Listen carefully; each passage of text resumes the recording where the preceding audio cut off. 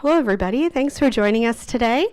I'm Kimberly Datchuk, the curator of learning and engagement at the Stanley Museum of Art, and we're so happy to have you all here today for our conversation with Brad Gooch, Gil Vazquez, led by Diana Tuite. The event is titled Haring's Enduring Legacy, and so we have a conversation planned for you, and then we'll have the opportunity for you all to ask questions at the end. And I also want to point out that we have some free buttons to give away from the exhibition. Those are at the little guest book by the stairs. So after the event today, be sure to stop by there, leave a doodle in the Haring guest book, and grab a button. All right, so as we get started, I'm going to take just a moment for us to reflect on the University of Iowa's land acknowledgement. The University of Iowa is located on the homelands of the Ojibwe, Anishinaabe, Chippewa, Bahoji, Iowa, Chickapew, Kickapoo, Ometmanewak, Menominee, Miamia, Miami, Natuchi, Missouri, Omaha, Omaha, Wazaji, Osage, Jiware, Oto, Ottawa, Ottawa, Ponca, Ponca, Potawatomi, Neshnabay, Potawatomi, Meskwaki, Nemahaki, Sakawaki, Sac and Fox, Dakota, Lakota, Nakota, Sioux, Sanish, Nobaka, Nuweta, 3 affiliated tribes, and Ho-Chunk Winnebago nations. The following tribal nations: Omaha, Omaha Tribe of Nebraska and Iowa, Ponca, Ponca Tribe of Nebraska, Meskwaki, Sac and Fox of the Mississippi and Iowa, and Ho-Chunk, Winnebago Tribe of Nebraska, nations, continue to thrive in the state of Iowa, and we continue to acknowledge them. As an academic institution, it is our responsibility to acknowledge the sovereignty and the traditional territories of these tribal nations, and the treaties that were used to remove these tribal nations, and the histories of dispossession that have allowed for the growth of this institution since 1847. Consistent with the university's commitment to diversity, equity, and inclusion, understanding the historical and current experiences of Native peoples will help inform the work we do collectively as a university to engage in building relationships through academic, scholarship, collaborative partnerships, community service, enrichment, and retention efforts, acknowledging our past, our present, and future Native nations. So as I said, today we're very fortunate to have Brad Gooch and Gil Vazquez here, as well as Diana Tuite. Brad Gooch is a poet, novelist, and biographer. His most recent book, Radiant, The Life and Line of Keith Haring, was published by HarperCollins in 2024, and it's also available to purchase thanks to Prairie Lights, who's here with us in the lobby. His previous books include Rumi's Secret, The Life of the Sufi Poet of Love, Smash Cut, A Memoir of Howard and Art in the 70s and the 80s, and Flannery, A Life of Flannery O'Connor, which was a National Book Critics Circle Award finalist, a New York Times Notable Book of the Year, and New York Times bestseller. Gooch is a Guggenheim Fellow in Biography, and he has received a National Endowment for the Humanities Fellowship and a Furthermore Grant in Publishing from the J.M. Kaplan Fund. Gil Vazquez is the executive director of the Keith Haring Foundation. Vazquez met Haring in 1988 while he was DJing in New York City. The two formed a fast and deep friendship that lasted for the rest of Haring's life. In his current position at the Haring Foundation, he helps the foundation carry out its mission to support nonprofit organizations that assist children, as well as organizations involved in education, prevention, and care related to AIDS. Facilitating the conversation today is Diana Tuite, the Senior Visiting Curator of Modern and Contemporary Art, and the curator of the exhibition To My Friends at Horn, Keith Haring in Iowa City, which will be on view until March. So I'm going to unmute everybody else's mics so you can hear them, and turn over the conversation to Diana, Brad, and Gil. Thank you, Kim, and thank you both for being here. I will just take a moment to thank the many people who made the exhibition possible, many funders, donors. Particularly, I want to call out Colleen Ernst, the teacher at Ernest Horn Elementary School, who is represented here by her husband, Bill Radel, who will not be standing but may raise his cane over there.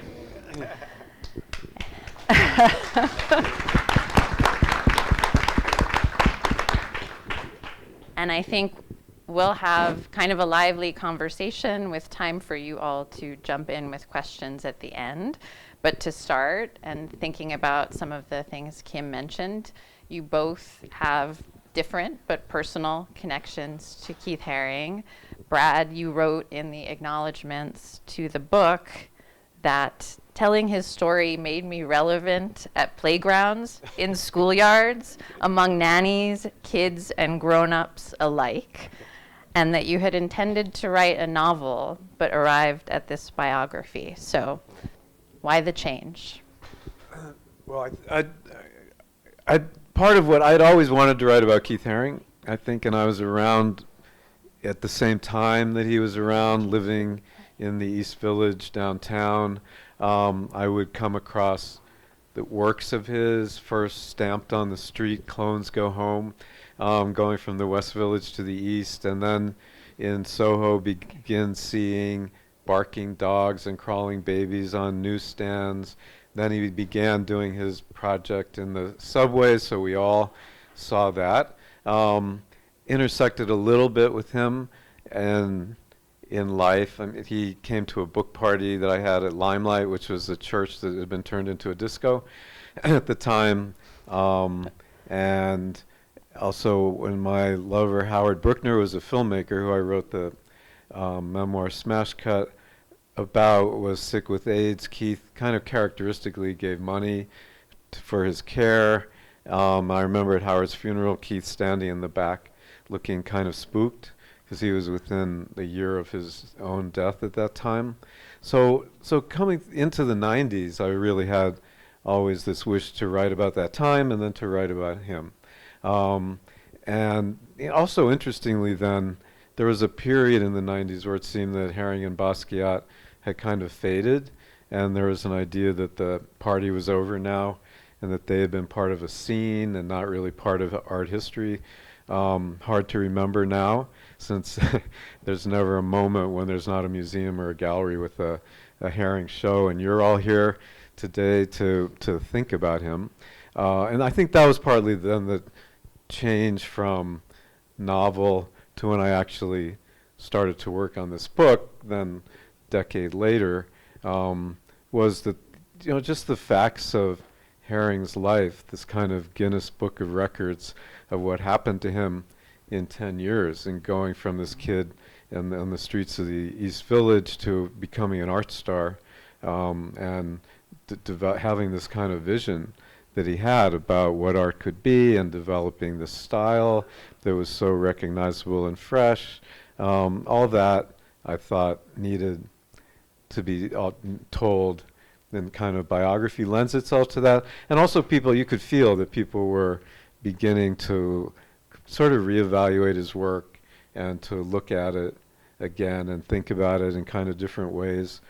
The first time that I experienced that, I was already working on the book and the show at the Liverpool Tate, and just seeing this work in a museum setting without it being dependent on disco music playing or paparazzi pictures so much, and just the scale of some of this work was amazing, and then you realized that it had endured, that he always knew it would endure, I think, or at least wanted to communicate. So it was work that communicated. So it was also being in this, writing it in this moment, I think, was part of that change that I was feeling. Yeah. And we were talking upstairs about how you and Keith met in May of 1988. And so I'm wondering how your deep friendship with him has really guided your work at the foundation. My goodness. I think that, me being in the position of executive director of his foundation is improbable. I certainly didn't. I did not ask for the role. I was not aspiring to the role. My predecessor had been in place for 30-something years, and just really did an amazing job. and she left these huge shoes to fill. But she was a fantastic mentor. And when she decided that, 36 years was enough, I stepped in and I thought about all the things that we could do that he would be in favor of and that he would be excited about that we had not done yet to that point. And that's what the role became for me. Like, let's make this an exciting thing, something that Keith would be excited about. Let's not be a sleepy art foundation. Let's do exciting things, and let's do some of the work that he charged us to do. So I felt a huge responsibility, but it is really the honor and privilege of my life to spread the gospel of Keith Haring. And it keeps you very busy, as we know. So I wanted to just, I think, ask maybe one more question about process before we kind of dig into some of what you might learn about Keith through Brad's book. You have said that he was bio-prepared, and I think anyone who's researched Keith Haring finds this to be true. I think he was acutely aware of the infrastructures of building a reputation, of fame, and of legacy. And you'll see here many photographs by his official documentarian, the photographer Seng-Kwang Chi. And I guess my question is how you contend with the scope of this short but sprawling life. I mean, bio-prepared, some people are and some people aren't, I think. But first of all, I mean, Keith was very meticulous. The first time that he went he got a job painting the gallery of Tony Shafrazi, who went on to become his dealer. But Shafrazi was first impressed that, unlike any other artists who were working, Keith would line up his paint at the end of the day and clean his brushes, and everything was laid out. And interestingly, because he had also a kind of streaming, flowing kind of creativity, which was going 24/7. So this other kind of that meticulous quality, and that careful quality, and that he dated everything, that's all true in the archive. So if you want to see Keith Haring's Con Ed bills of 1978, you can. So he kept everything, he dated everything. That was partly temperamental, but he also did have a sense of himself as an artist, and a kind of natural ambition, which I think when he was very young annoyed people and then turned out to be accurate later on. And he created so much work, a lot of it untitled, which is difficult for your biographer, because you have just so many works to contend with without titles. So there was, this the scale of what there was to look at from just 10 years is sort of daunting in that way, and the amount of work, and this sense of the future. I mean, Keith also talked about biography, and how he had learned that the place where he had learned the most was from reading biographies of other artists. So biography was something that he wanted. It was before he died. He had John Gruen work on a biography and interview all of his friends. So understandably, for someone who was always like tampering with life and working of the boundaries between life and art, and doing things spontaneously and giving them to people, just because of the humanity, I think he really understood and believed in this connection between his life and his work. So he was bio-prepared, and also it was his aesthetic in a way. And I think this idea of his projection into the future of himself is there when you read his diaries. And so that's an incredible text, Right. but it's one that feels like it holds a lot of very disarming self-awareness, but it's also very self-consciously written because it reads as though it's written for his future biographer. And so just thinking about who he is on the page and his voice and how you used his voice in the text. Well, it's interesting, when I was reading, you read the earliest diary entries, began pretty much when he was living in Pittsburgh. After Kutztown, he had a girlfriend, Susie, and they hitchhiked across America. And sort of at the end of that, he's really getting to this sense of being an artist and wanting to be an artist and what kind of artist he wanted to be. And reading this, when I originally read this, I was thinking, that's so sweet. That's like a teenager who has this kind of sense of himself, kind of naive about what art is and what he could become. And then I got to reading the later journals and diaries near the end of his life, and I realized it was the same voice. I mean, it didn't change. He kept that kind of innocent, naive, and the ambition now sounded believable instead of just these kind of soap bubbles of a teenage dream. So that was in terms of being a biography, it was interesting to me. It was an interesting discovery about his kind of consistency and about this childlike, innocent quality which he kept in some way while living in an increasingly sophisticated world and becoming an international art star.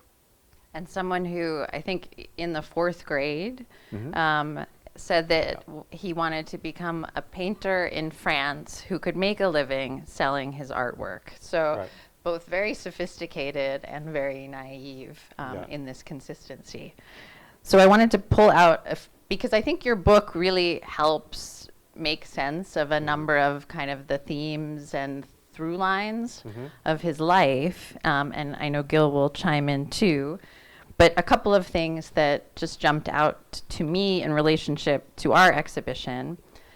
I'm thinking about his commitment to drawing and to the line and his facility as a draftsperson. So there's 3 things. His ethic of spontaneity, so it can feel sometimes like working in that mode is both bravado, it's kind of showing off, it's also a challenge that he sets for himself. And then the third being his, and again, things that feel like they're there throughout, his drive to go bigger. So whether it's taking more space than is given to him at the School of Visual Arts, or it's public art that is getting ever larger or venturing into new mediums, he is always sort of going bigger. And so I wonder if you wanted to both talk about any of those sort of unifying threads. Actually, it could be 4 questions because I just thought, what you mentioned earlier, I kind of wanted to, right in the beginning, you were talking about, my relevance to play on playgrounds. Yes. And that there's this childlikeness that we were talking about in Keith Haring, and then certainly with the show where he was working for school children and things. But a lot of artists in the 20th century especially were interested in the art of children, and Picasso was interested because it had a kind of unlearned quality. How do people draw when they haven't been taught how to draw? But with Keith, it wasn't just an aesthetic. It was also, he wanted to bring in that audience, really. And so people emphasize a lot correctly that he brought in this kind of street artists and graffiti artists and a different group that hadn't been in galleries and museums. But even at his first show, he did coloring books, and he had kids on the floor coloring. So he was also treating kids or seeing them as an audience. I interviewed Sean Lennon, who is a friend of Keith's, 9-year-old friend, and through his mother Yoko Ono, he was also friends with Andy Warhol. But he said, like, Warhol's art didn't really make sense to him. It wasn't something that a 9-year-old would get. It's ironic. Whereas Keith was using like cartoons and had this kind of accessible way of dressing like a kid, and that was all the way in which he was naturally not just siphoning off that kind of spontaneity, but was really speaking to that kind of audience. And then I think the drawing it comes from that time. I mean, the drawings that he did in middle school, in high school, he was then doing again later on the walls of the Castelli Gallery, and the work that he did at the Horn School. All of those you can find a lot of those same figures in that child drawing. So that's that kind of through line, and then just taking it again larger in some way and try going global with it, right? There was early first kind of review of Keith's work Roberta Smith did at the New York Times, and she said it's like he wants to cover the whole world with his line, and it was an insult, actually. She was annoyed at that. There was like too much in the work. It should be edited and curated, but that was true, and he finally wound up coming pretty close to having the Haring line go around the world. And Gil? So for me, the common thread, in addition to the things that you point out, was generosity. Scale had to do with generosity for Keith. So as he's doing these subway drawings in the New York City subway, it is his way of giving back. It is his belief that the public does not have enough access to art, and it's his mission to change that single-handedly, if he could. And what did he do? He for 5 years, he risked, getting arrested and tickets and all these things in order to essentially cover every subway stop in New York City with a drawing. Some people would walk by them. Some would stop people in their tracks. So scale in the sense of covering an entire city is one thing. Scale in terms of doing a gigantic mural for a children's hospital is a whole other thing. Keith would never sort of step back from anything that he was drawing or painting. He wanted to be completely immersed. But it was generosity. It was him wanting to give back. It was him having the audacity to think that he could actually change people's lives through art. And he did. And I think just obviously these through lines are all interconnected, but in the exhibition upstairs, one of the things that Colleen Ernst shared with Keith when she wrote to him was that at the age that she was teaching, so 5th and 6th grade, she felt like her students had developed enough of an expectation that they work realistically, and they were very disappointed in themselves. So they were falling short by their own estimations of this mimetic goal, but his work really set them free. It really gave them another understanding of self-expression. And so I love the idea of thinking about how generosity is actually driving so many of these just artistic protocols. And I think that brings me to this question about how we think about him, because he worked in performance, in video, in public art, in what we might call social practice art, installation. And I wonder if the subway drawings are a great example of something that is all of those things, the correspondence between the black sheets of paper and the chalk to the classroom and to making people's daily commute a space where they're encountering art and an artist, because he would often talk with people on the platforms. So this idea of how he defies categorization, and whether that's something, as you mentioned, thinking about how the critical reception to his work has changed over the years. Is that something that has rankled critics? Is there his fluidity and his I think his investment across all sort of modes of expression feels like it accounts for his impact, and it's another way of reaching the maximum number of people. But art critics don't necessarily enjoy when they can't pin something down. Right. So I wonder, if that's worked to his disadvantage, or what you made of that as you were thinking about some of the critical response. Right. Well, it makes it harder to commodify him, I think, and to label him. And I think in terms of him, I sometimes think the difference between like Jasper Johns and Rauschenberg, and that Johns is in some ways a classical painter working in oil on canvas, and Rauschenberg is using all these different kinds of materials, and a lot of them are fragile and they would disappear. And so Haring sets up those kinds of problems, right, or virtues, and he's conscious of doing it from the beginning. I mean, at School of Visual Arts, he took a semiotics class, and he wrote a paper about the way art works, and the rarer it is, the more that it's valued.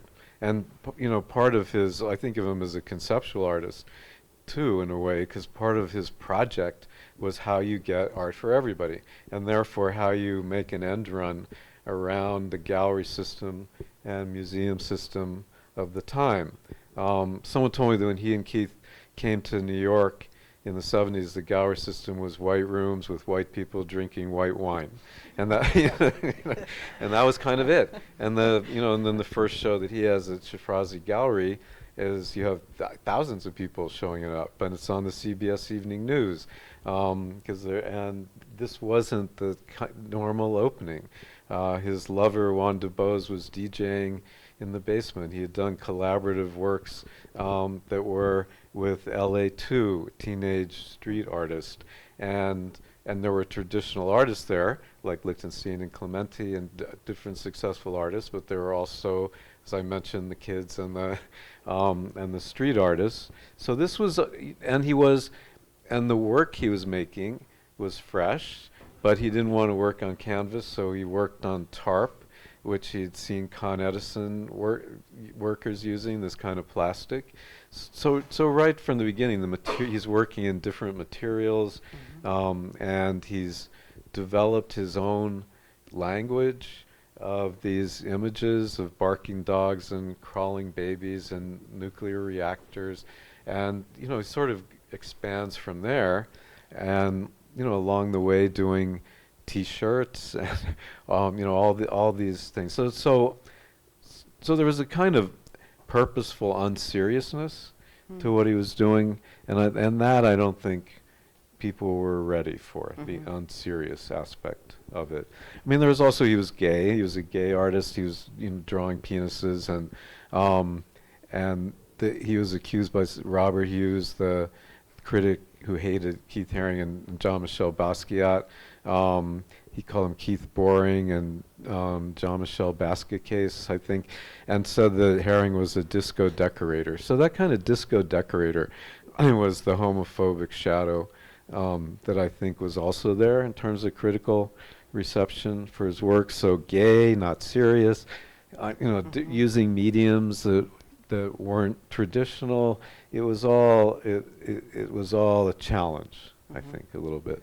I mean, it turns out to be also an advantage because it speaks to us now, and there's a second generation of artists who are kind of school of Haring in many ways, like Cause and Banksy and Shepard Fairey.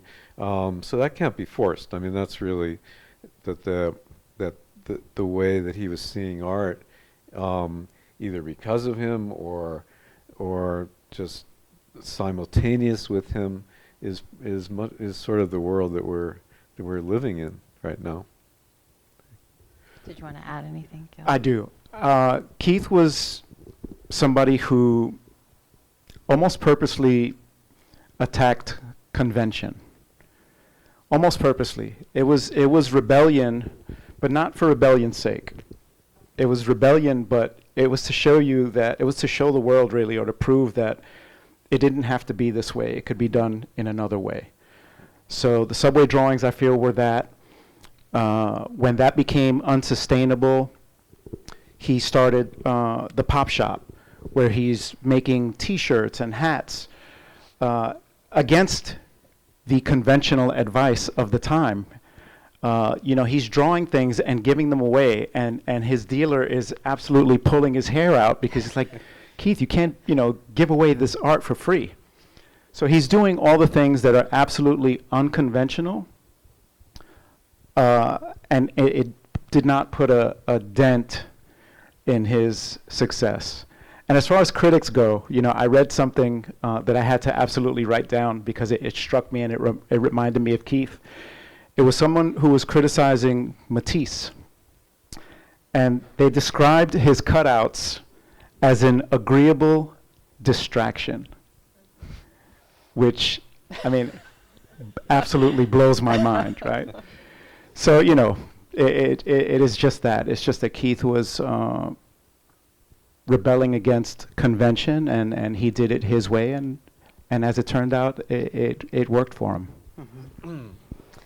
Also, what you were part of what you're talking about is he was like on a mission. It always seemed that he was on a mission. And Leo Castelli, where then Keith has a show of sculpture at a certain point, which he insists that they allow kids to climb over the sculpture, said that, he's better than Jerry Falwell as a preacher. That he really has a message, and I don't know if you would like that comparison, but it's true. There was he was a Jesus freak as a kid, and then he was a deadhead, and he was always sort of obviously on this search, and he wasn't afraid of messaging and of activism. Even in his student journal, he said the message is the message. As opposed to the medium is the message. So he was really using his work also then to get out these messages about apartheid and racism and nuclear proliferation, gay liberation. He was very active in the campaigns of Reagan in 80 and 84, doing headline works that he was pasting all over town, or kind of giving over his subway platform to all these get out the vote messaging and things. So he had that. Again, it was almost naive. The Reagan won the 1984 election in a landslide, but Keith was putting all this energy into these chalk drawings on black mat that were going to be ripped down in 2 weeks, but he consistently had that kind of mission drive about it. I think Isn't there? I was remembering a moment in the book where you talk about how at one of his openings, he learned that he had set a price cap for the works, so that they couldn't sell beyond. They weren't being sold beyond a certain price. And when he discovered that the dealer hadn't observed the price cap, he stood outside and started drawing things and giving them away. Yeah. And so the degree to which he's actively undercutting the market, and again, purposefully, unseriously. So at the same time, what I think comes across in the book is that he wants desperately to be taken seriously and to be recognized within the art establishment. Yeah.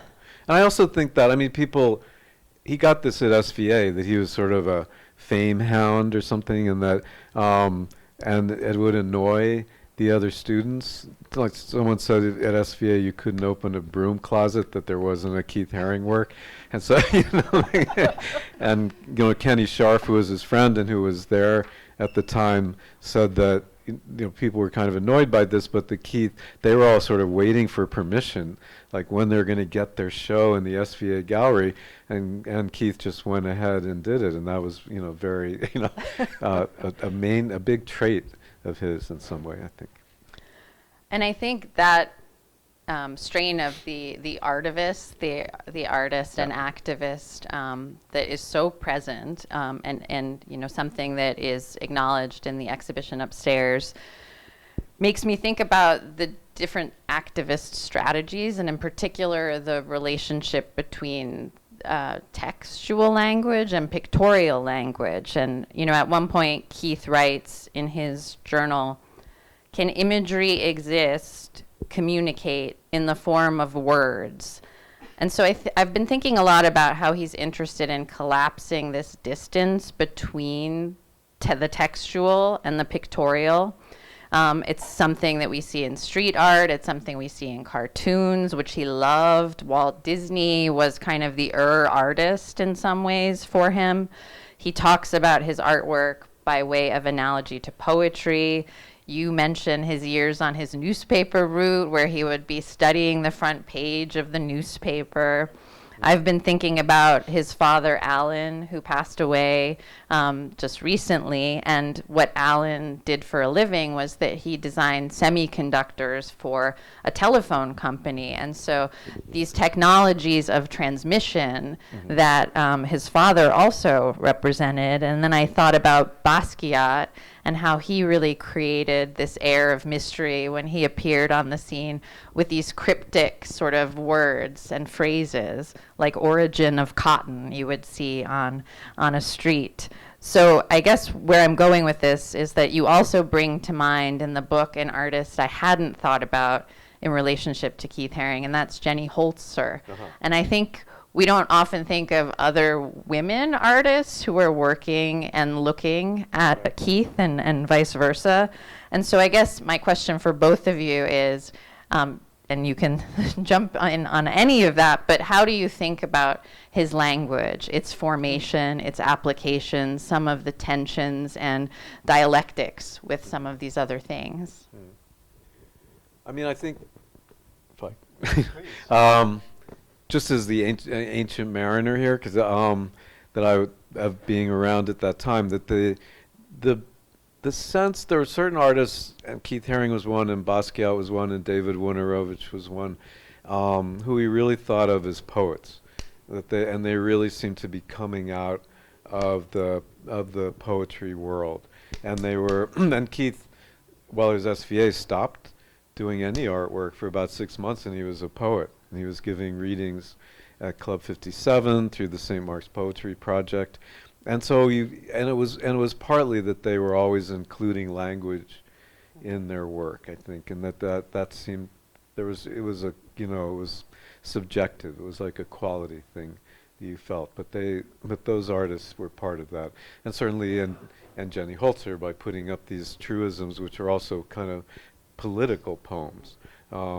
That you would come across. That was part of that, I think. And a lot of it was anonymous. In Basquiat was the Samo. Even Keith Haring didn't know who was doing Samo, And then on the subway, people didn't know who were doing the subway. The Keith Harings weren't signed.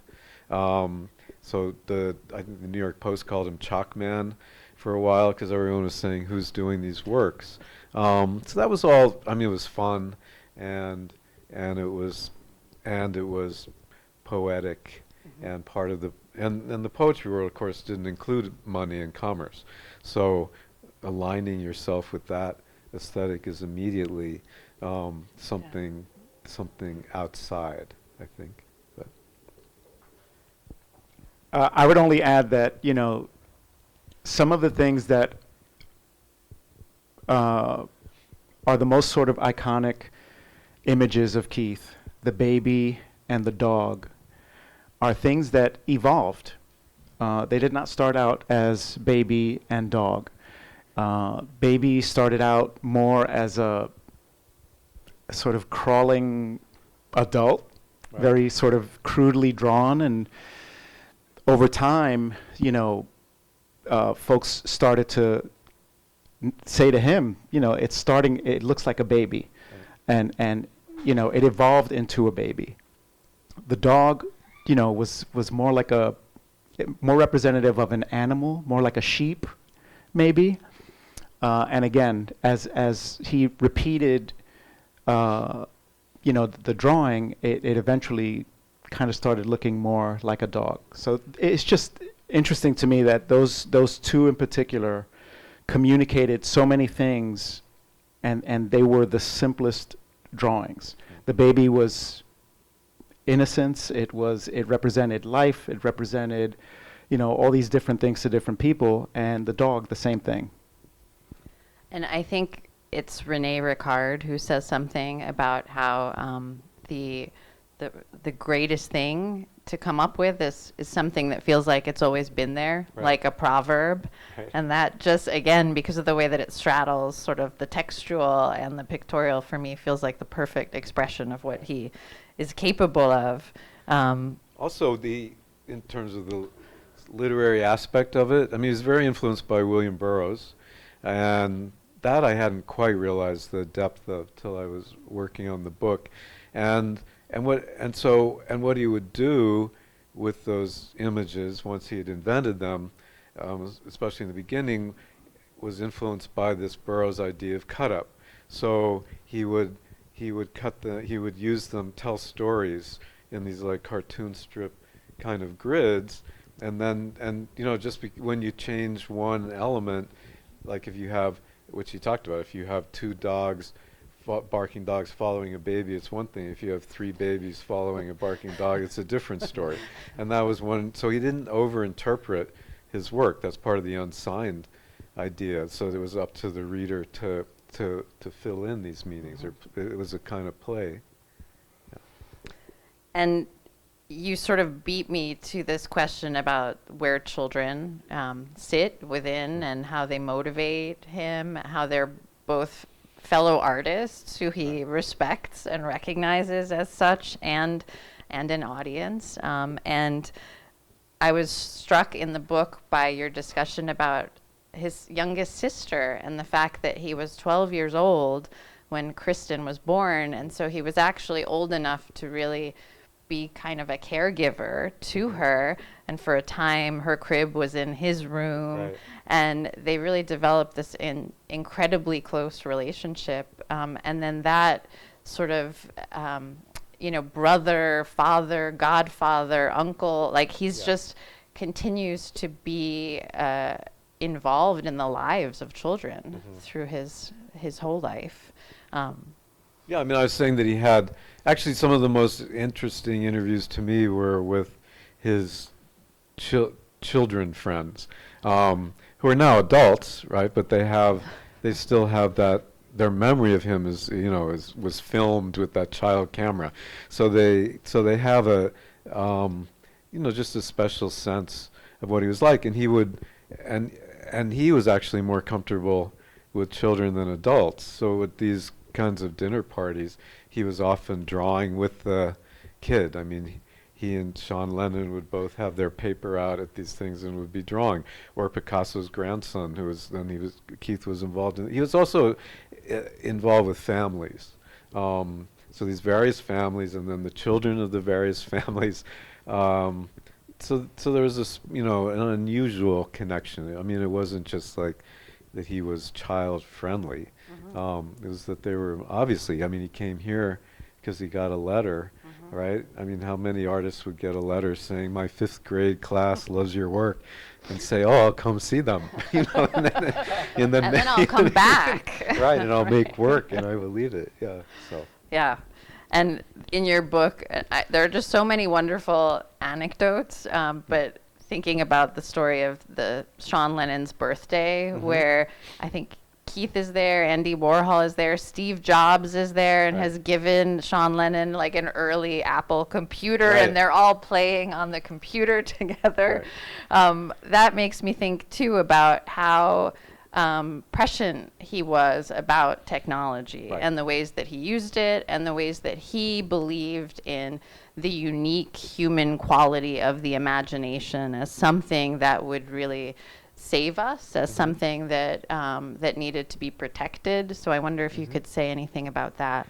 Yeah, I think he had both those. I mean, he was drawing telephones early on. I mean, it was one of those main images of his. And so, and also then in Japan, I think the first time he worked on a computer. So he was interested in what you could do with art with computers, and he liked it, but he also missed scale, which, as I was saying, he worked on these things that could be 30 feet long. You can't do that necessarily on computer, but he was very open to that idea, and the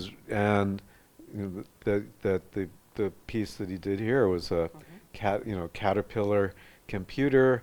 So he was interested, but he wasn't. At the same time, he was suspicious of technology and suspicious of control in that way. So he was early, like Burroughs, in taking on this issue of what we're doing to ourselves and where this was all leading, and was interestingly like a kind of humanist.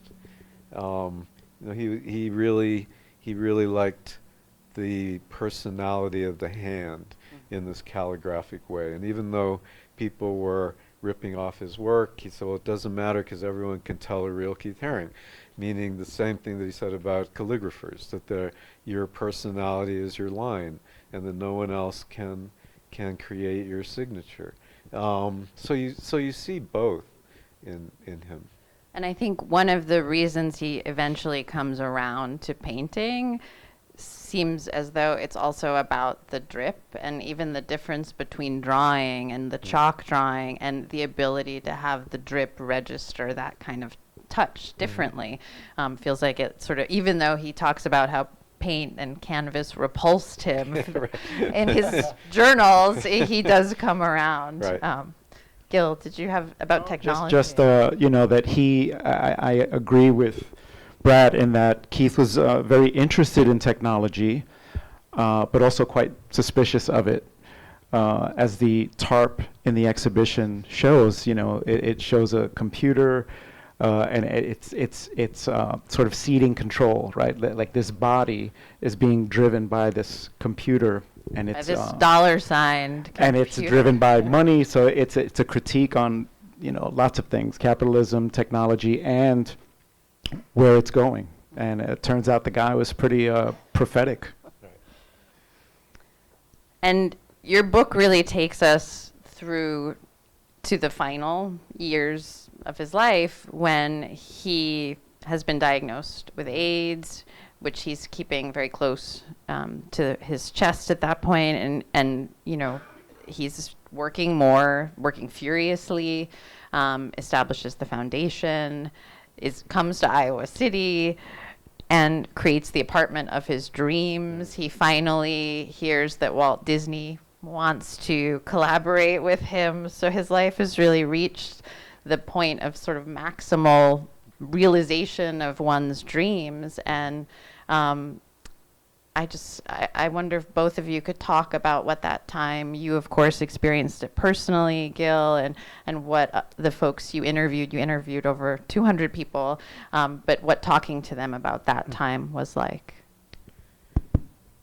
Well, again, I lived through that time, and I thought, Keith was part of a generation, and there were a lot of extraordinary people in that generation, and a lot of creative artists like Mapplethorpe. All these people were dying at the same time, and so in some way it was such a remarkable group for some reason, that they had a remarkable way of dying in different ways. But there was this kind of tremendous humor and sarcasm which remained through through all this, and then a kind of unexpected nobility about the way people face death, and certainly Keith Haring, in terms of the stress test of that time, was particularly noteworthy. I was talking, I can't remember who, but just like, Keith Haring's a very live topic, and people are still alive who knew him. And when I give readings and things, people show up with stories I've never heard and who knew him at SVA still.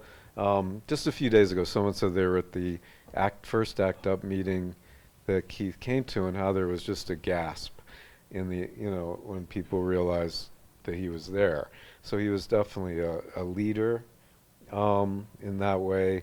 I interviewed his doctor, who said, because waiting rooms during that period were jammed. I mean, it was like this, like this many people. And he said that Keith would sort of light up a room, not because he was a celebrity, but because he had a certain kind of quality about him. And so so the way that he faced death was, first of all, to come out in Rolling Stone magazine as a person with AIDS, PWA.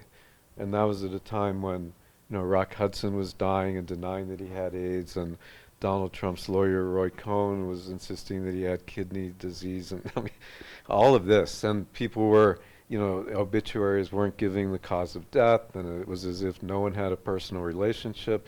And Keith comes out in Rolling Stone magazine and is completely open about his condition, and also in terms of talking about death is very wise, and then just like revs up his work. I mean, he just puts out more and more and more work. He doesn't fade, and goes to more and more places. So and is working until within 3 months of his death. All this is kind of extraordinary. What you were talking about was in France, when he was giving away the works outside the gallery. That was in the last month of his life, right? So he created this giant mural in a Catholic church in Pisa within the last 4 months of his life. The last major work he did at Yoko Ono's apartment was this triptych of the Last Judgment. You can see the Cathedral of St. John the Divine in New York. That was a month before he died. So he was in the studio until very close to the end. So, in all these ways, he was particularly important, I think, to people, and was a model of that.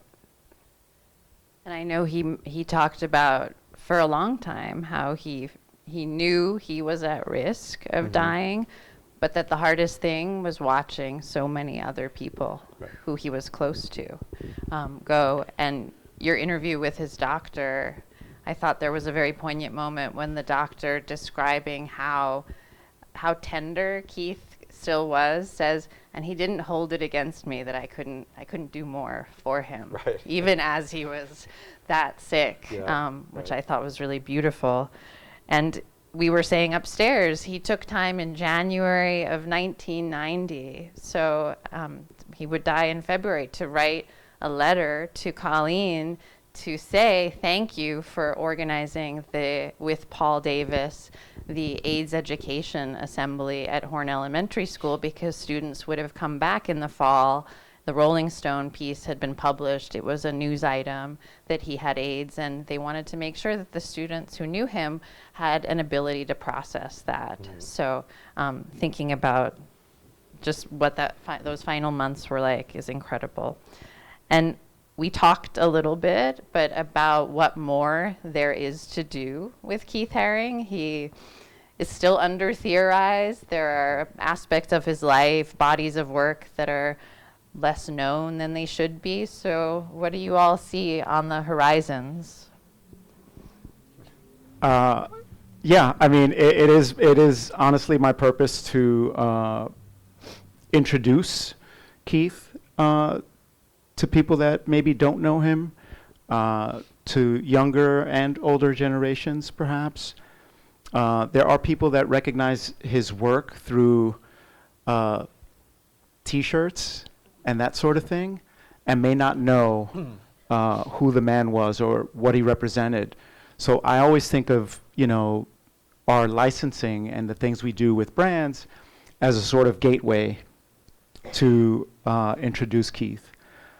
And that, was something that he had thought would be important in the 80s, when no artist thought that licensing was, going to be a big part of, what the foundation that he was building was, it just was, he had such foresight. We have a lot to do still, right? So there's going to be more of that. There'll be more exhibitions. In these times that we are now entering, we feel that the foundation has to double its efforts in supporting underrepresented communities. It's going to be a fight.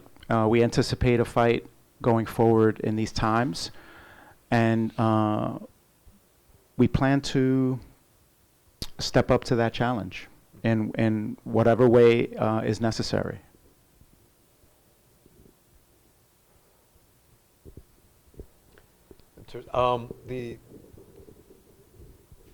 I think it's interesting that, first of all, that Keith set up, as he was dying, this foundation, and then it was unlike, first of all, to conceive of it and conceive of who the board of directors was going to be, and when you're in your 20s and facing death is a lot. Also, unlike any artist foundation that I know of, he'd done,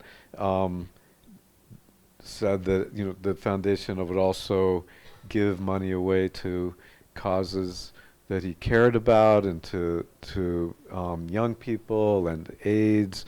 And so going forward, I think he sort of set up this 2-track kind of legacy, which was very much like the 2-track that he was trying to work out in his life in some way. That there would be care for his work, and preservation and dissemination thereof, but also that he'd be an activist, and that he'd be taking part in some way in the times going forward. So I think that is a particularly potent kind of conceptual work that he did, and that you guys are coloring in the dots in some way according to what's going on now. And I think my last question before we take public questions would be, having seen this show and been here a couple of times in Gil's case, what does this project maybe represent, or these kinds of projects that were about going to places, building these creative communities with schools, with publics, off, the beaten path a little bit, not to major metropolitan centers necessarily, but treating them as meaningful as other engagements he had. A little bit of what the show asserts, I think, is the importance of these encounters and the legacy of this. So I wonder if, having seen the show, you just reflect any differently upon that. I would say that, and I've been to quite a few Keith Haring shows over the years. I would say that this show more closely embodies who Keith was as a human being than really any other that I've seen. By the time Colleen reaches out to Keith, he's his meteoric rise has begun, and he gets this letter from a school teacher about kids who are interested in his work, and that is as exciting to him as Diana Ross singing happy birthday to him. And he responds, and he wants to, he's curious. I think the curiosity is something that never died in him. And just the sincerity of the show when you not only look at the works of art, but the correspondence and the lives that he touched, and the mural. My goodness, I mean, I could look at that mural, for days on end and see things that I didn't see before. It's not a work of art that you can look at for 10 seconds and walk away from. It is something that captures you, and it there's wonder there, there's color, there's a lot of emotion in that. So I don't know. For me, the show is, if not the most, certainly one of the most sincere shows that I have ever seen, and it really most closely resembles who Keith was as a human being. There's also a photograph. The photographs are great as biographer. There's just watching him working with the kids, and also the video.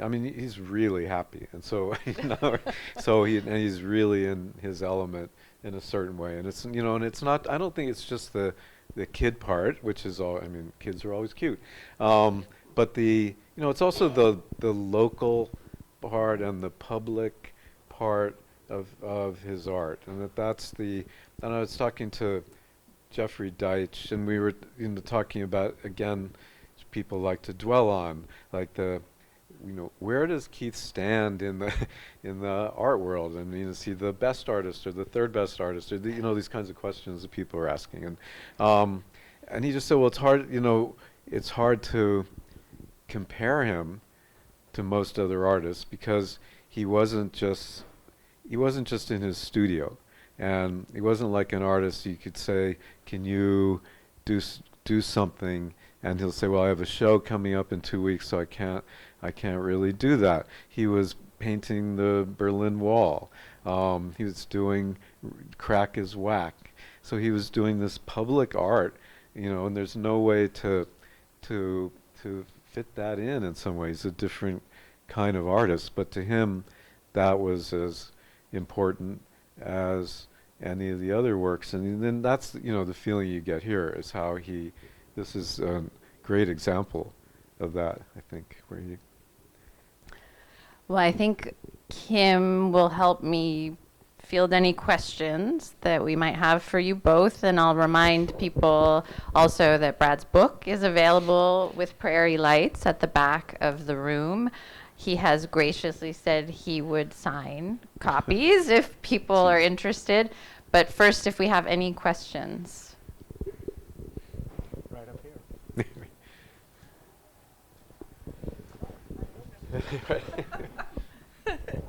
Wow.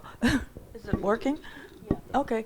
Well, I have, first of all, one comment. I was at the pharmacy recently getting lost in the shelves, and the pharmacist came out to help me. And he was one of the kids. Oh, and he's in the movie. And he's a pharmacist out near North Liberty, Iowa. Uh-huh. And this came up in the conversation when I was just using the pharmacy, which I thought was pretty cool, I think, Keith Haring.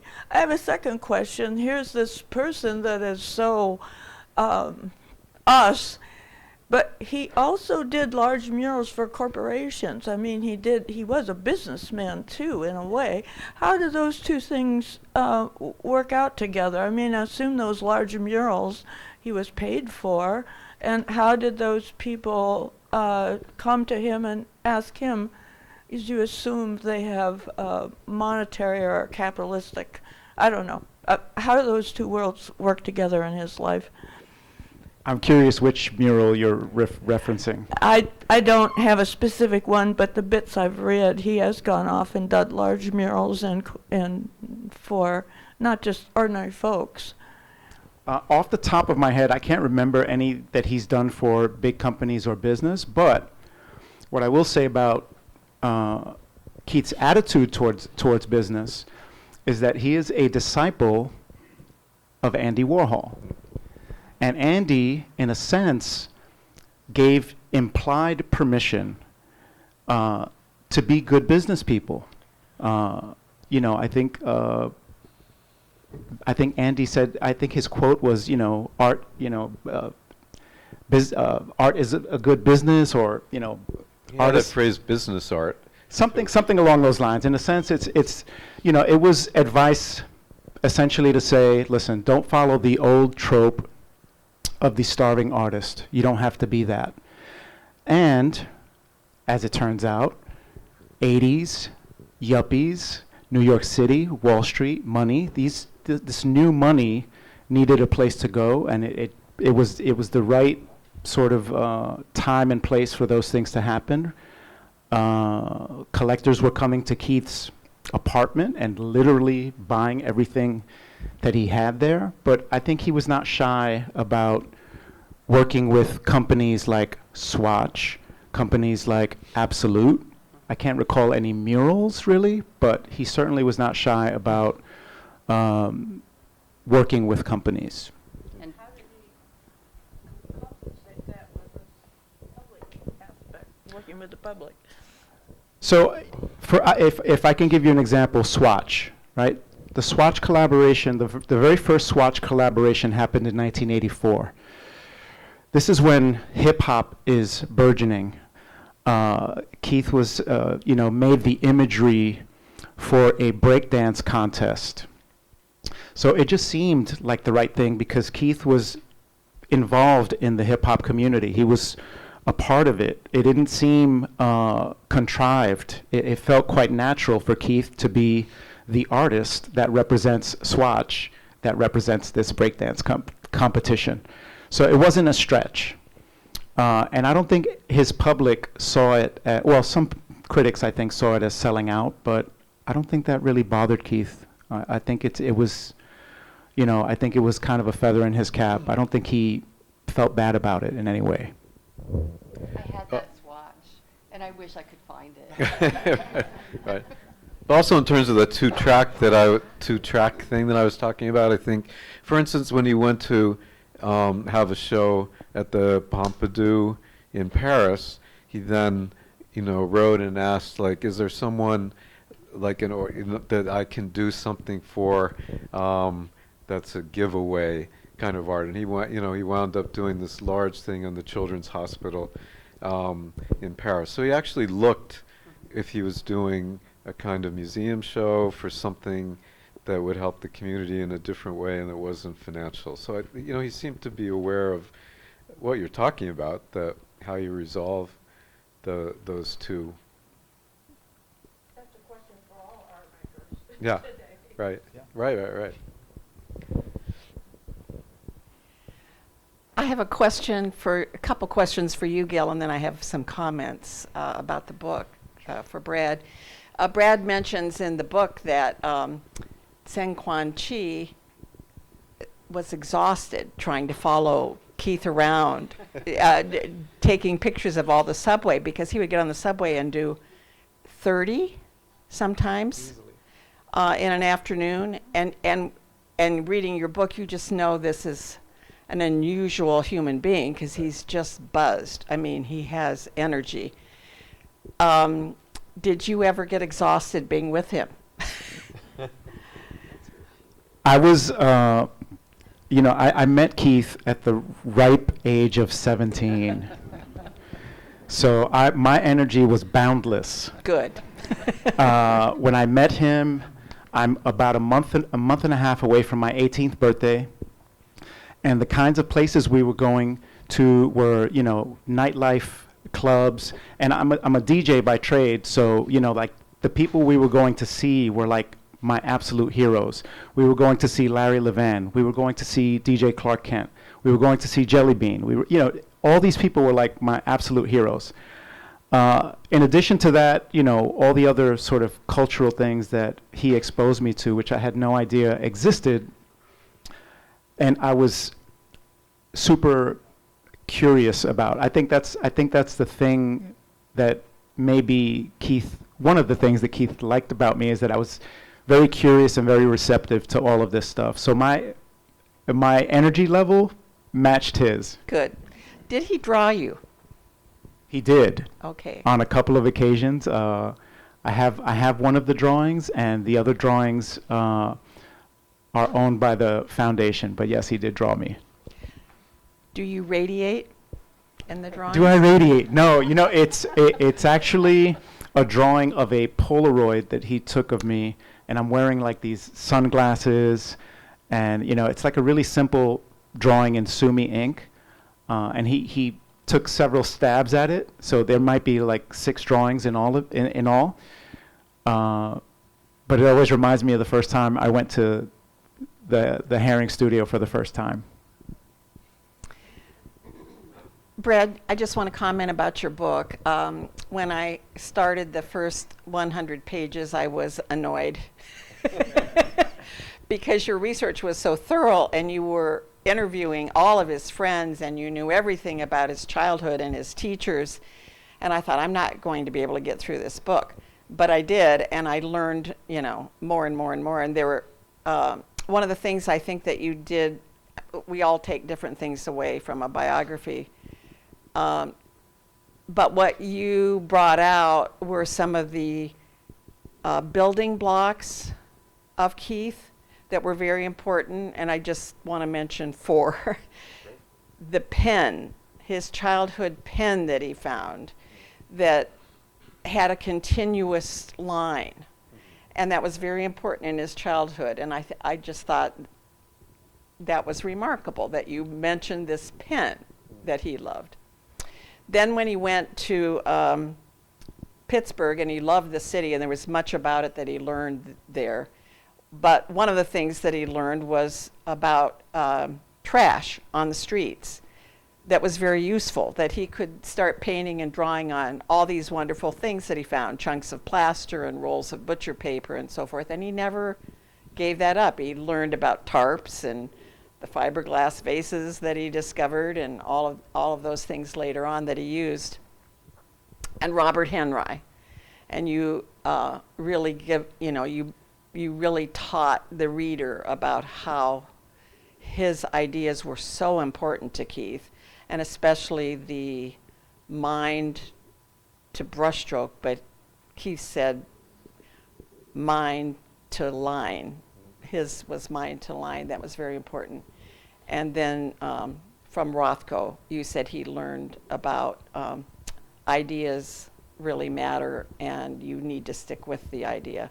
Anyway, thank you very much. And do you both know that Sean Strube is from Iowa City?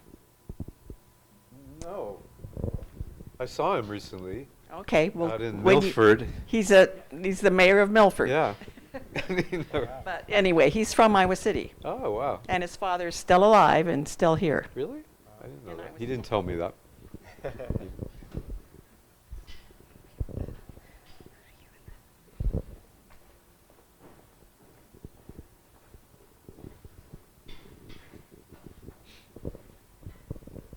So I was wondering, as like a writer, how did you like balance, because you said that you like interviewed a lot of people, but also you had his diaries. How did you balance like the way that other people perceived him and how he like perceived himself in like the biography, I guess? Right. I don't know. Process is mysterious. I guess. I mean, I think the difference between it's like the difference between a biography and a novel. What is it? In a way, there's just a lot of intuition in terms of how you move along, I think. So there's just a certain point where you sort of want to hear Keith's voice, and a certain point where you want to have other people's voices. And so I just tried to follow that kind of the pulse of the story. The only thing is, I think it is important to keep the main character on the page, like almost in every paragraph in some way, and to keep that momentum going. I feel like the hyper sociability of the voice, of the many voices coming through all the time, feels true to his life too. I mean, there was one part in terms of the getting exhausted. that the in your question, I mean, I realize if you actually put down Keith's life as it was, I mean, it would be 5,000 pages long, and no one could only Keith Haring could read it, you know, 'cause it was, so there was one point where I gave a day in the life of Keith Haring, and it was when he went to Paris at a certain point, and he's getting on the plane, and he's stoned, and he's with two friends, and the thing, and then they get off in Paris, and they go into town, and then he has and he drops his baggage off at the hotel, and he has a meeting at the Pompidou where he's brought his blank canvas because he's going to do a live kind of painting. And then he has a meeting at the Children's Hospital because he is going to paint the entire side of the hospital, but he doesn't do drawings, he works live. So he has to kind of convince the hospital that he can do this without any drawing about any sketch of what he's going to do. And then he gets on a plane, goes back to the airport, gets on a plane, goes to Germany. They're having these sculptures are being built for a Hans Meyer show. He goes to the factory to approve one of the sculptures, gets back on the plane, comes back to Paris, and that's one day. So, and it's just kind of gives you an example of what it would be like if I did that through the whole book, which I didn't. So you're dealing with someone who had that kind of energy, and then so much work and so many activities going on. So there's a way in which you want to communicate that, but you also want to get a little more inside of it, I guess. I think my question is for Gil.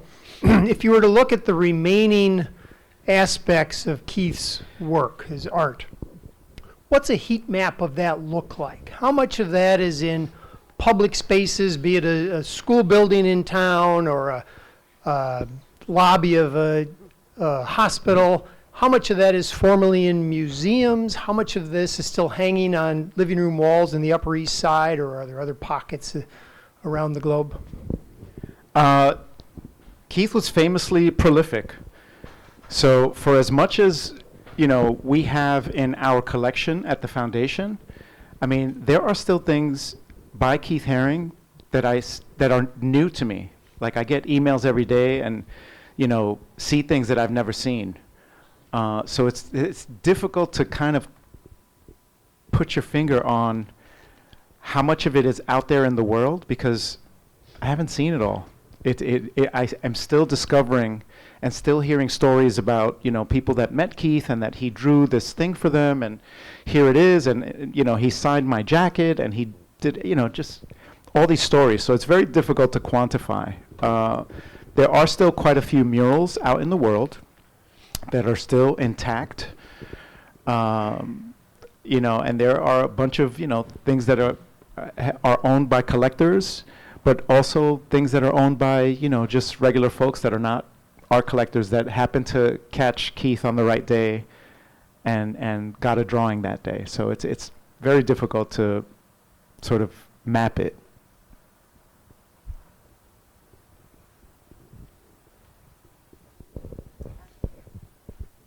Hi, thank you all for the time and the opportunity.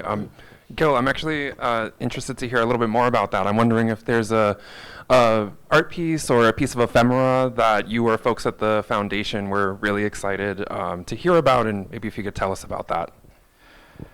My goodness, there's so many things that tell so many stories. Again, I get more excited about the things that I've never seen. Usually that's through email or through a friend of a friend. But I mean, I'm trying to think of something that struck me. It's difficult really to single out anything because there's always some really cool story attached to it. So off the top of my head, I can't think of any one piece that sticks out. But he was, prolific.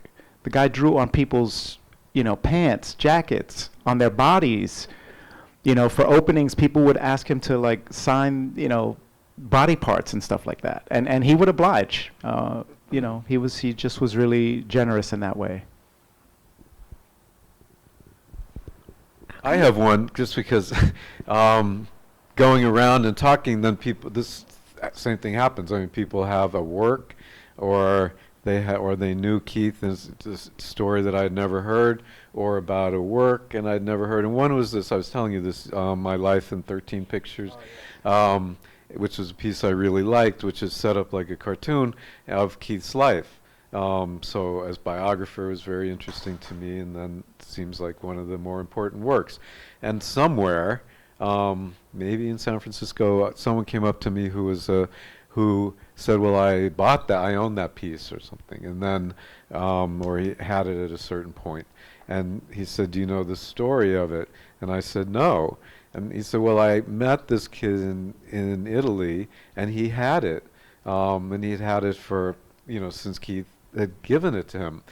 And guess what happened was he was in Rome, and he had met this kid. They were going to go out with someone else to have pizza. He asked, what's the best place to get pizza in Rome? They said, we'll take you to this place. And this kid couldn't speak English. So Keith drew this, My Life in 13 Pictures, basically to tell him the story of his life, and gave it to him. And here it is. But I mean, that's the kind of thing that's always popping up, either works or story about the works. One thing does come to mind about a work. It was something that Keith gave to me, and it was his handprint. I guess he put ink on his hand, and he put it on a paper, and then on the right below it, he writes, and I don't know it verbatim, but it's something along the lines of, at some point, put your hand on my hand and think of something that we did together, and we'll be there forever.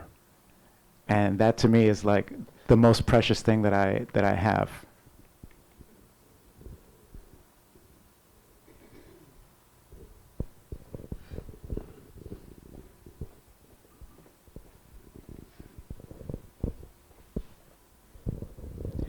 I was just wondering if Kristen is still alive? Yes, very alive. Is she? She's very alive, yes. Oh, okay. Okay. And she was teaching at Stanford for a while. Oh, really? She went to Harvard for a while. She's living in California. Oh. So. Okay. And the second question was,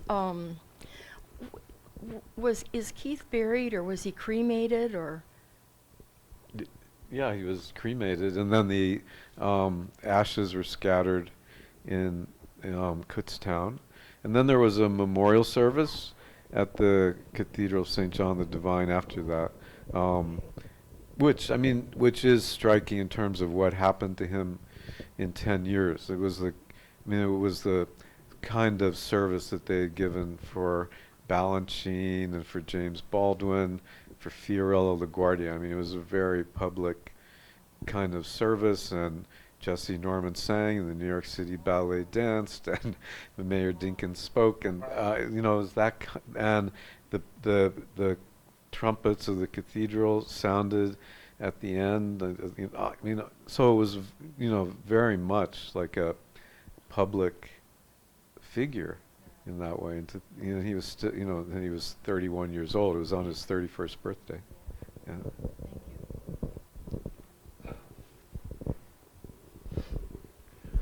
Gil, just offhandedly, you mentioned something about Keith not wanting to distance himself from what he was working on when he was doing that, and I thought, well, that's really unusual, and of course, all of the images that we see of him, now that I think about it, he's actually closer than he should be. He almost has his nose getting paint, in the paint there. And so that's really striking. Could you say a little bit more about that? So it is unusual, right?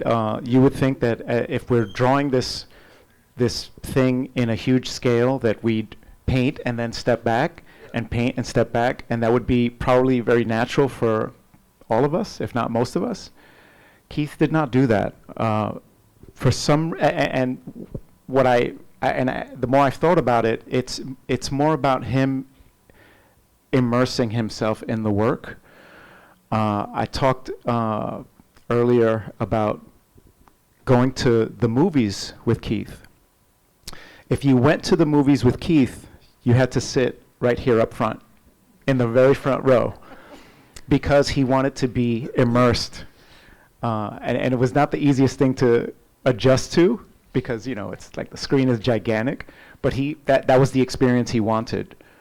So I think it's that. I think it's the immersion. He wanted to be immersed in the piece. That's my best guess.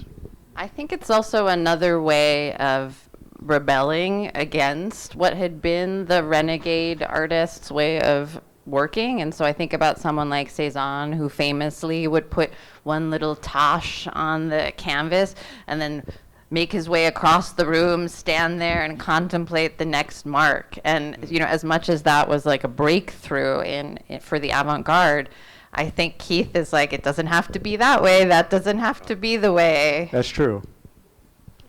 Although Claude Picasso was Picasso's son, that was a family that Keith was close to then in Paris, and he had different artists draw.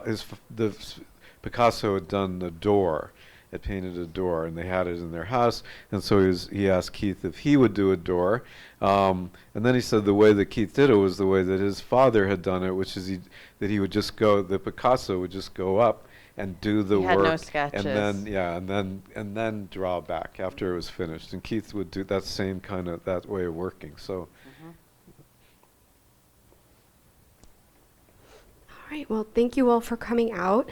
I want to remind you that we do have the buttons from the exhibition, so please grab some. They're back by the book, where you can sign and doodle in response to the exhibition and to Keith Haring. Thank you all for taking time to come out, and thank you to Brad and Gil and Diana for today's conversation. Thank you. Thank you. Great. That was fun, right? You were great. I was great.